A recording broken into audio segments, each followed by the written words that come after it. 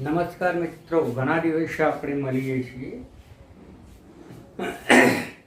તો 11 સાયન્સનો આ ભાગ જે આપણે પ્રકરણનો ચોથો લગભગ પૂર્ણ થવાના મુદ્દો છે, પરંતુ ખૂબ જ અગત્યનો છે. તો આણ્વીય કક્ષકવાદ એટલે શું? મિત્રો, આપણે કક્ષક ઘણા બધા પ્રકારની શીખી ગયા. એક પરમાણુ કક્ષક, બીજું શંકર કક્ષક અને ત્રીજું આવે છે આણ્વીય કક્ષક. મિત્રો, તો જ્યારે પણ પરમાણુ કક્ષકોનું જોડાણ થાય, આ બે પરમાણુ કક્ષકો છે. મિત્રો, અત્યાર સુધી મેં તમને એ બાબત પૂર્ણ રીતે સમજાવી છે કે કક્ષકો, ઇલેક્ટ્રોન કે કેન્દ્ર આપણે નરી આંખે દેખી શકતા નથી. એને આપણે ચિત્ર સ્વરૂપમાં બતાવીએ છીએ. ચિત્ર સ્વરૂપમાં કે કોઈ પણ કક્ષક છે, એ કક્ષકમાં કેન્દ્ર હોય એટલે આપણે એને ટપકું બતાવીએ છીએ. આ કેન્દ્ર છે અને એની આસપાસ ઇલેક્ટ્રોન ભ્રમણ કરે છે. એને આપણે કક્ષક બતાવીએ છીએ. મિત્રો, એ S પણ હોઈ શકે, P પણ હોઈ શકે, D પણ હોઈ શકે, F. દરેક કક્ષકને આપણે હવે ગોળાકાર સ્વરૂપે દર્શાવવાની પ્રથા રાખી છે. તો આ બે એક પરમાણુનું કેન્દ્ર એ લઈએ, એ જ પ્રકારે બીજો પરમાણુ લઈએ B, એનું પણ કેન્દ્ર છે. આ બંને પરમાણુ કક્ષકોનું જોડાણ થશે.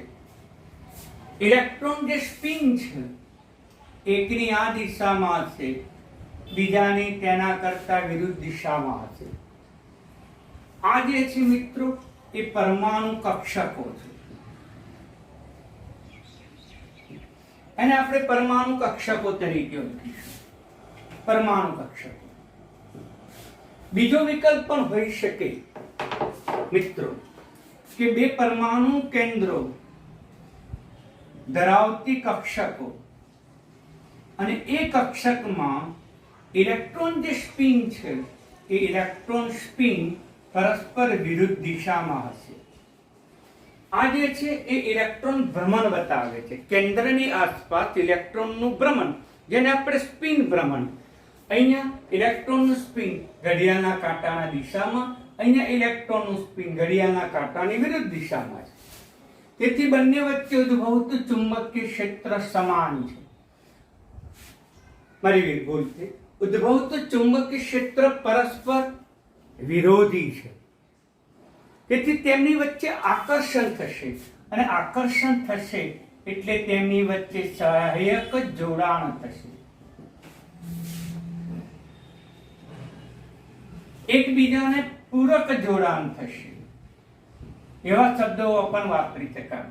તેથી બંને કેન્દ્રો એકબીજાથી નજીક આવશે અને અણુની રચના કરશે. અહીંયા AB અણુની રચના થશે.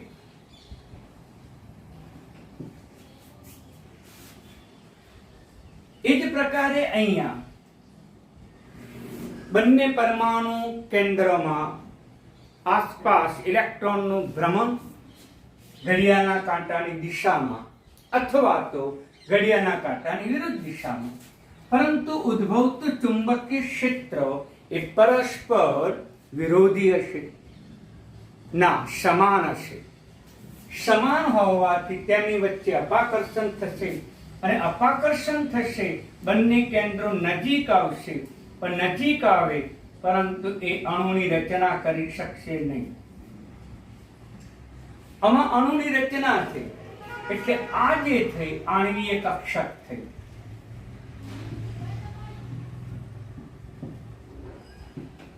મિત્રો, આ એ પણ પરમાણુ કક્ષક, આ એ પણ આણ્વીય કક્ષક. આમ પરમાણુ કક્ષકોનું જોડાણ થઈ, સહાયક જોડાણ, કાં તો સિગ્મા બંધ બને કાં તો પાઈ બંધ બને. તેથી બે પ્રકારની આણ્વીય કક્ષક બને. એક આણ્વીય કક્ષક બંધમાં ભાગ ભજવે, તેથી તેને આપણે BMO તરીકે ઓળખવી. જે મેં અગાઉ સમજાવ્યું છે, બંધકારક આણ્વીય કક્ષક. મારા 26ના વિડીયોમાં ભાગ નંબર 26નો વિડીયો બરાબર જોજો, એમાં મેં સંપૂર્ણ માહિતી સમજાવી છે. આ તે રિપીટેશન છે. તો BMO એને બંધકારક આણ્વીય કક્ષક તરીકે ઓળખીશું.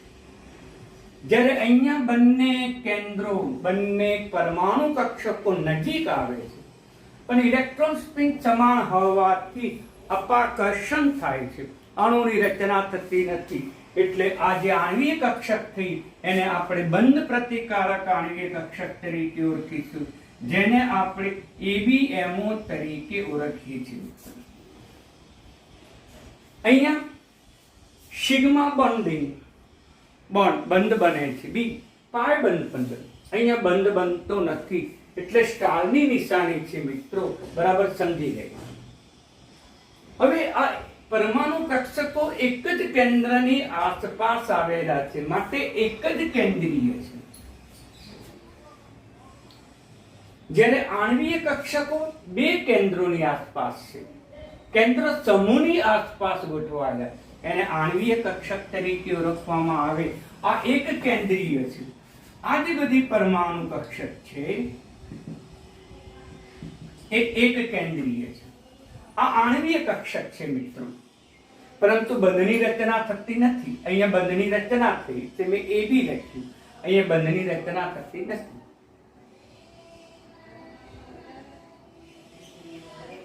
તો કેન્દ્ર સમૂહની આસપાસ ઇલેક્ટ્રોન મળી આવવાની સંભાવના, એનો અવકાશી વિસ્તાર છે, એને આણ્વીય કક્ષક કહીશું. આ કેન્દ્રની આસપાસ આ પરમાણુ કક્ષક છે. જ્યારે આ મિત્રો કેવી છે તો કે આણ્વીય કક્ષક છે મિત્રો, બરાબર સમજી લો.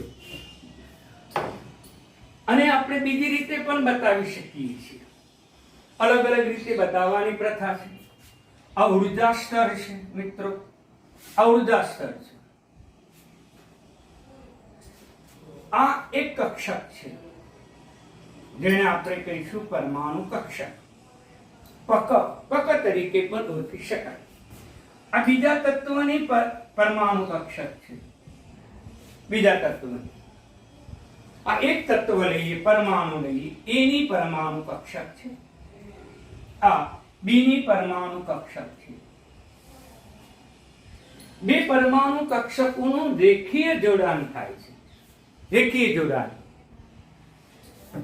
અને આપણે કહીશું રેખીય જોડાણ.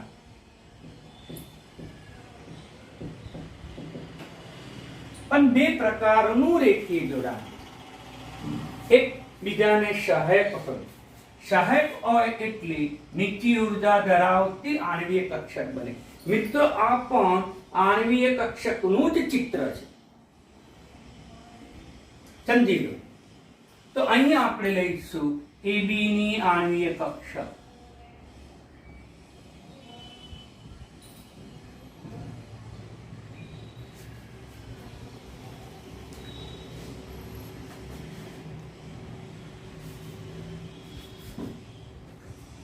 આ AB અણુની આણ્વીય કક્ષક છે મિત્રો, બરાબર સમજી લો.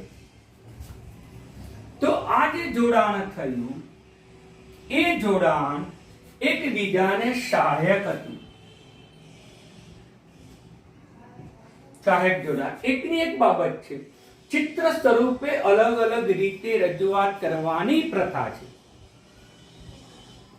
અહીંયા પ્લસ કર્યું, સહાયક જોડાણ છે. સહાયક જોડાણ હોવાથી પરમાણુ કક્ષક કરતા ઓછી શક્તિશાળી આણ્વીય કક્ષક બને, જેને બંધકારક આણ્વીય કક્ષક તરીકે ઓળખવામાં આવે, અને જેની ઉર્જા પરમાણુ કક્ષક કરતા ઓછી.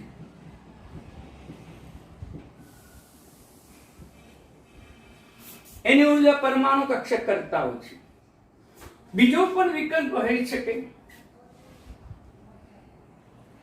કે બંને વચ્ચેનું જોડાણ એકબીજાને વિરોધક પણ હોઈ શકે.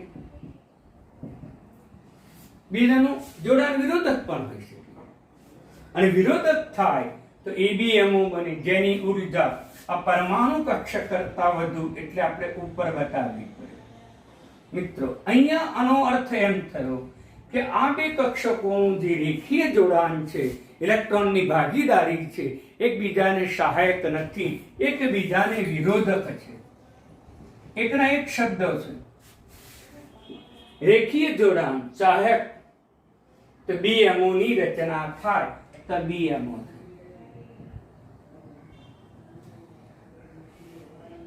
જો બંને કક્ષકોનું જોડાણ વિરોધક થાય તો ABMO બને. તો મિત્રો આ જે છે એ ABMO છે અને BMO આણ્વીય કક્ષક કહીશું અને ABMO આણ્વીય કક્ષક તરીકે ઓળખીશું. તો આમ ABMO આણ્વીય કક્ષકની શક્તિ એ પરમાણુ કક્ષકો કરતા વધારે હોય છે, એટલે આપણે ઉચ્ચ બતાવીએ. આ જે શક્તિ આલેખ છે, આ શક્તિ સ્તર છે, આ બંને પરમાણુ કક્ષકોની શક્તિ સમાન છે. જ્યારે એમનું સહાયક જોડાણ થાય BMO બને ત્યારે પરમાણુ કક્ષક કરતા એની શક્તિ ઓછી થઈ જાય. જ્યારે ABMO બને ત્યારે વિરોધક જોડાણ થાય, અપાકર્ષણ થાય અને તેની ઉર્જા એ ABMO ની ઉર્જા પરમાણુ કક્ષકો કરતા વધી જાય છે. તો આ થયો આપણો આણ્વીય કક્ષક. આણ્વીય કક્ષકનો ચિતાર થયો મિત્રો, બરાબર સમજી લો. બિલકુલ સિમ્પલ છે. અગાઉ વિડિયો નંબર 26 માં મેં આ બધી ચર્ચા કરી હતી, છતાં મેં આજે રિપીટેશન કર્યું છે, બરાબર સમજી લેજો. હવે એક પછી એક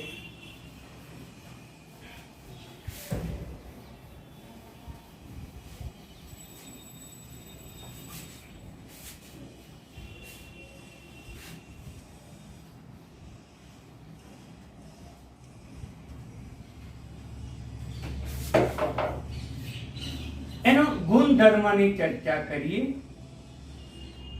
ગુણધર્મ કોઈ પણ કક્ષકમાં બધા જ ઇલેક્ટ્રોન યુગ્મિત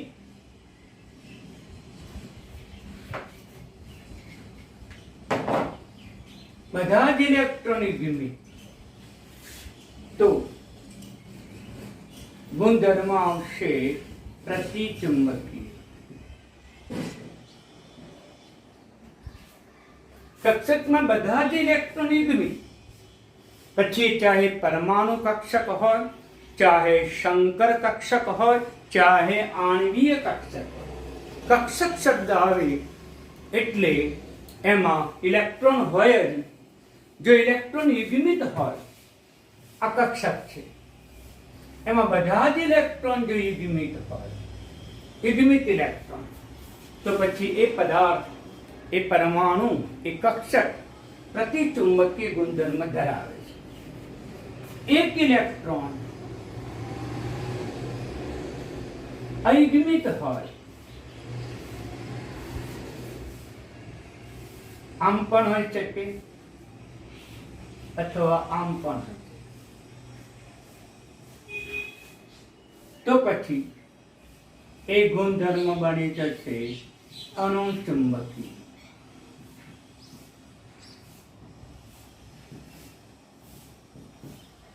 આમ કોઈ પણ કક્ષકનો ગુણધર્મ, કોઈ પણ કક્ષકનો ગુણધર્મ પ્રતિચુંબકીય પણ હોઈ શકે, અનુચુંબકીય. પણ સિમ્પલ વસ્તુ છે. જો ઇલેક્ટ્રોન યુગ્મિત હોય તો પ્રતિચુંબકીય, અયુગ્મિત હોય તો અણુચુંબકીય. ઓકે મિત્રો, બરાબર સમજી લો. હવે પહેલું લઈએ ઇમ્પોર્ટન્સની આપણે ચર્ચા કરીએ. હવે MCQ માટે H2 અણુનો આણ્વીય કક્ષક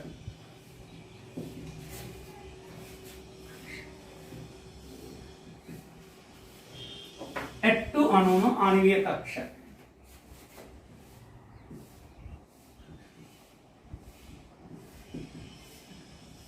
આણ્વીય કક્ષક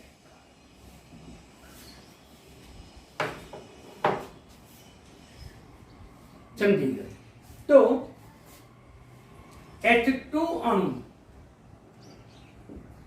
એ બે હાઇડ્રોજન પરમાણુના જોડાણથી બને. હાઇડ્રોજન પરમાણુ અને આ પણ હાઇડ્રોજન પરમાણુના જોડાણથી બને છે. H2 અણુ બે હાઇડ્રોજન પરમાણુના જોડાણથી બને. આની ઇલેક્ટ્રોન રચના છે 1s1 અને ઇલેક્ટ્રોન રચના પણ 1s1 છે. અને આ રીતે પણ બતાવી શકાય. હાઇડ્રોજન એક ઇલેક્ટ્રોન,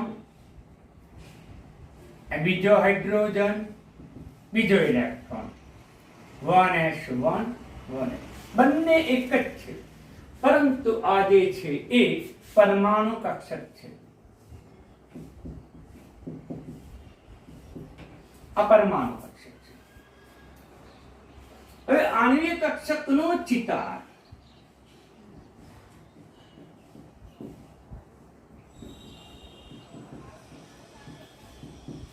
ચિતાર એટલે શું મિત્રો?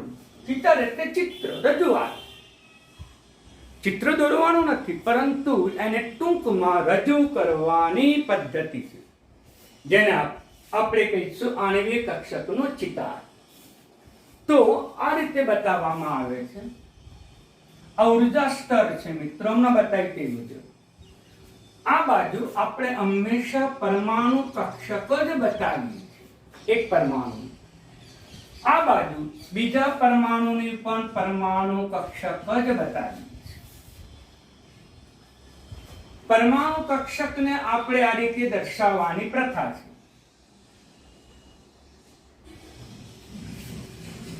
અહીંયા કોની પરમાણુ કક્ષક છે? તો કે હાઇડ્રોજનની પરમાણુ કક્ષક છે. અહીંયા પણ કોની છે? તો કે હાઇડ્રોજનની પરમાણુ કક્ષક છે. આ બંને કક્ષકો વચ્ચેનું રેખીય જોડાણ થાય છે અને આણ્વીય કક્ષક બને છે. કેટલી આણ્વીય કક્ષક બનશે? તો યાદ રાખો, જેટલી પરમાણુ કક્ષક, જેટલી પરમાણુ કક્ષક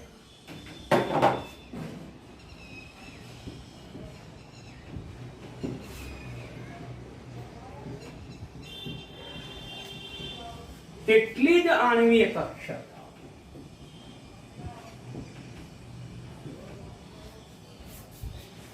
ટૂંકમાં આ રીતે લખા,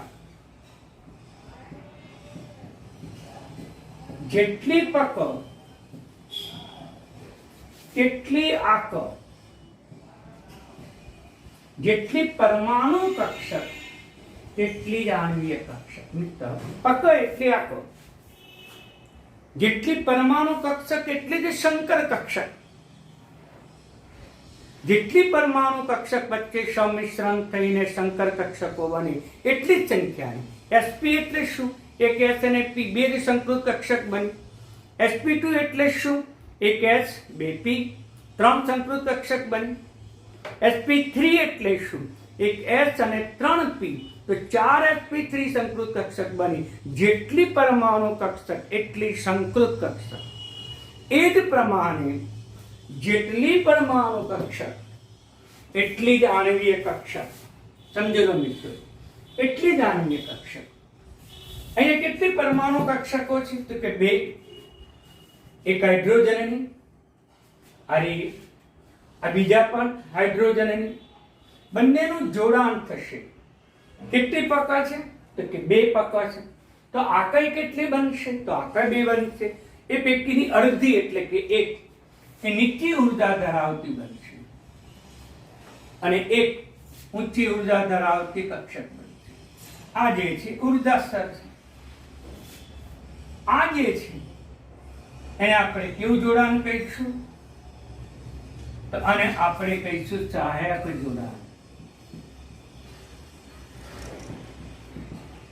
અને કહીશું વિરોધક જોડાણ.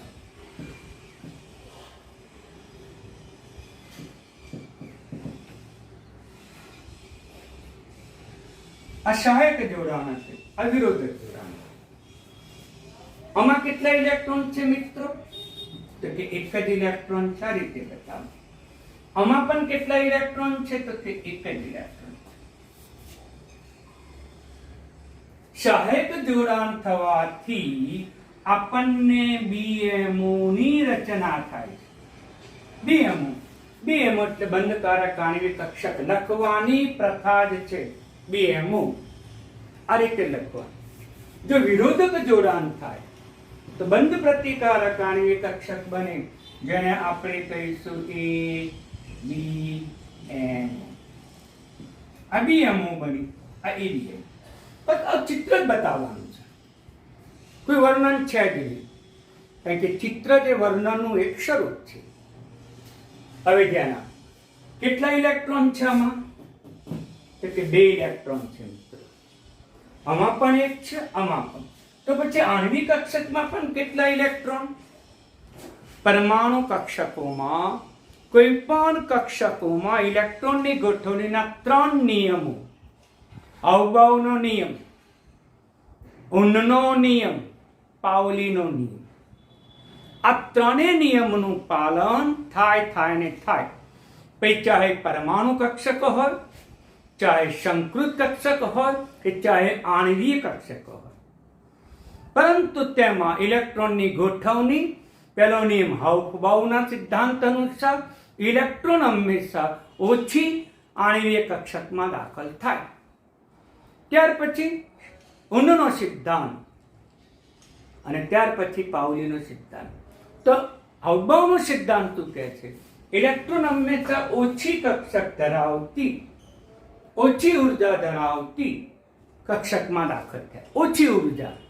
તો આમાંથી ઓછી ઉર્જા કોની? તો એ લખ્યું છે પરમાણુ કક્ષક કરતાની ઉર્જા ઓછી છે, એટલે આમાં ઇલેક્ટ્રોન દાખલ થશે. કેટલા ઇલેક્ટ્રોન? તો કે 1.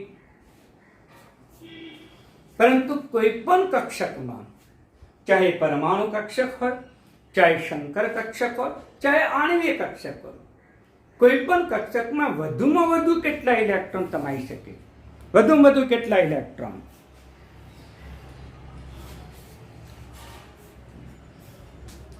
વિરુદ્ધ સ્પિન વાળા વધુમાં વધુ કેટલા ઇલેક્ટ્રોન? તો કે 2. વિરુદ્ધ સ્પિન એટલે આ એક ઉપર સ્પિન બતાવી. આમાં ઇલેક્ટ્રોન ભરાઈ શકે નહીં મિત્રો, કારણ કે પરમાણુ કક્ષકમાં 1 ઇલેક્ટ્રોન છે, અને પરમાણુ કક્ષકમાં પણ 1 ઇલેક્ટ્રોન છે. માટે કુલ ઇલેક્ટ્રોન H2 માં કુલ ઇલેક્ટ્રોન કેટલા થયા?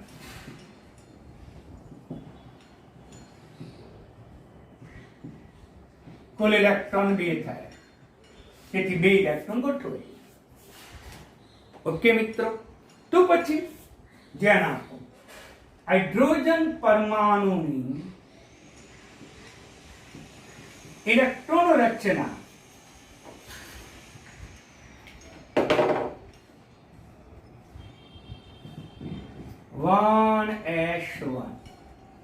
હાઇડ્રોજન પરમાણુની ઇલેક્ટ્રોન રચના થઈ.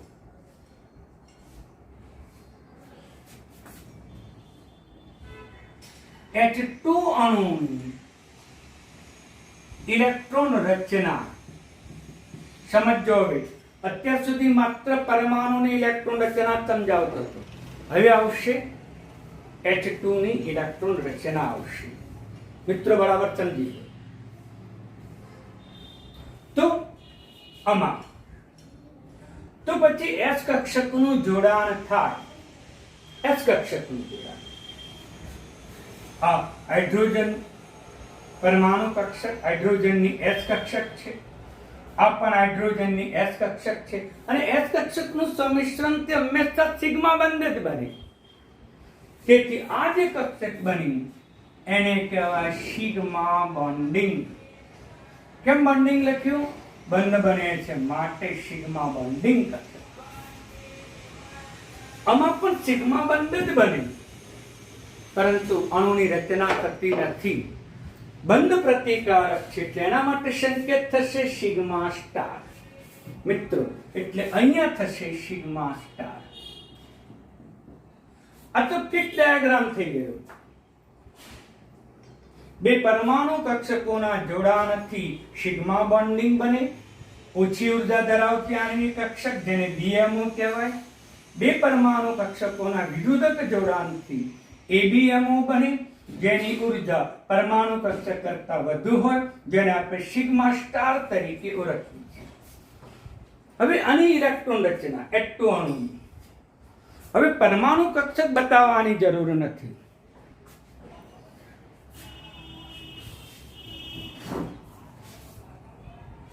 હવે મિત્રો આણ્વિય કક્ષક બતાવવાની, તો આણ્વિક કક્ષક કઈ છે? તો કે સિગ્મા બોન્ડિંગ છે. તો આપણે લખીશું સિગ્મા બોન્ડિંગ. કેટલા ઇલેક્ટ્રોન છે? તો કે 2 ઇલેક્ટ્રોન છે. મિત્રો હાઇડ્રોજન પરમાણુની ઇલેક્ટ્રોન રચના થઈ. હાઇડ્રોજન પરમાણુ જ્યારે H2 અણુની ઇલેક્ટ્રોન રચના થઈ. વેરી મોસ્ટ ઇમ્પોર્ટન્ટ છે પરીક્ષામાં. અણુની ઇલેક્ટ્રોન રચના તમને પૂછે છે. પરમાણુની ઇલેક્ટ્રોન રચના તો જૂની થઈ ગઈ. હવે અણુઓની ઇલેક્ટ્રોન રચના આવશે મિત્રો, એટલે બરાબર ધ્યાનમાં રાખો. એને આ રીતે ઓળખીશું સિગ્મા બોન્ડિંગ. કેટલા ઇલેક્ટ્રોન? તો કે 2. હવે એનો ગુણધર્મ લઈએ આપણે. ગુણધર્મ હાઇડ્રોજન પરમાણુ લઈએ. હાઇડ્રોજન પરમાણુ, હાઇડ્રોજન પરમાણુ, હાઇડ્રોજન પરમાણુ, હાઇડ્રોજન. એમાં ઇલેક્ટ્રોન જે છે એ ઇલેક્ટ્રોન અયગિમિત છે. જો એક એક જ ઇલેક્ટ્રોન છે. આ બતાવો તો એક, આ બતાવો તો એક, આ બતાવો તો એક, દરેક નહીં. અને અયગિમિત ઇલેક્ટ્રોન છે, તેથી તે અણુચુંબકીય છે.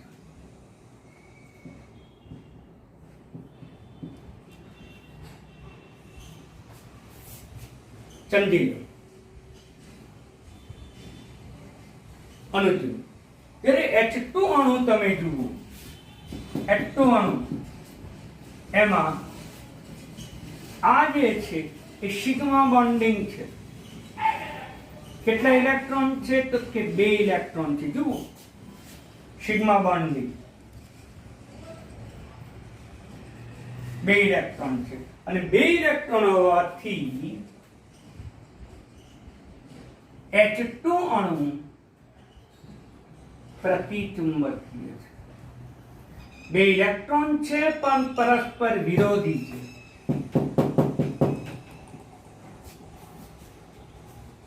ચલો અગત્યના MCQ આયા.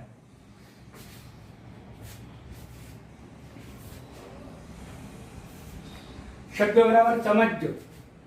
હાઇડ્રોજન પરમાણુની ઇલેક્ટ્રોન રચના 1s1, જ્યારે H2 અણુની ઇલેક્ટ્રોન રચના સિગ્મા બોન્ડિંગ 2.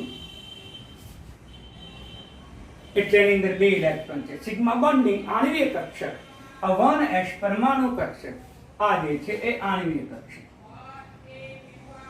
કેટલીક વખત આવું પણ લખવામાં આવે છે. અલગ અલગ રીતે લખવાની પ્રથા છે. આપણે આ રીતે બતાવીશું તો એ સાચું છે. હવે ધ્યાન આપો. માટે H2 પરમાણુ એ અણુચુંબકીય છે. જ્યારે H2 અણુમાં બધા જ ઇલેક્ટ્રોન યુગ્મિક છે, માટે તે પ્રતિચુંબકીય. અગત્યનું છે. હવે પાછું બંધ ક્રમાંક, બંધ ક્રમાંક.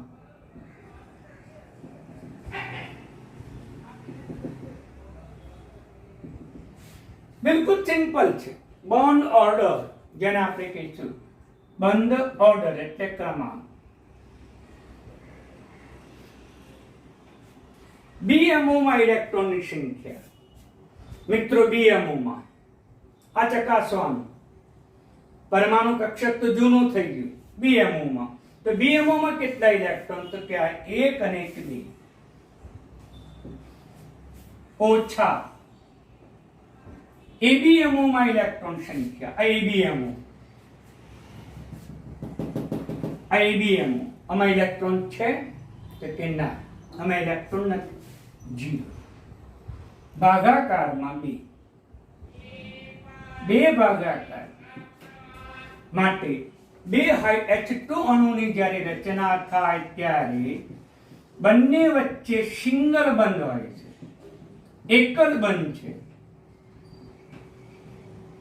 આમ H2 અણુની રચના થાય ત્યારે સિંગલ બંધ આમ એમો થિયરી એ બધી તમામ થિયરીનું સમર્થન આપે. માટે કોઈ પણ અણુનો ગુણધર્મ એમો થિયરીના આધારે જ ચર્ચા કરવામાં આવે છે. એટલે આણ્વિક કક્ષકવાદ એમો થિયરી મોસ્ટ ઇમ્પોર્ટન્ટ છે. વેલેન્સ બોન્ડ થિયરી પણ એમ જ કહે છે કે હાઇડ્રોજન વચ્ચે સિંગલ બંધ જ રહેશે.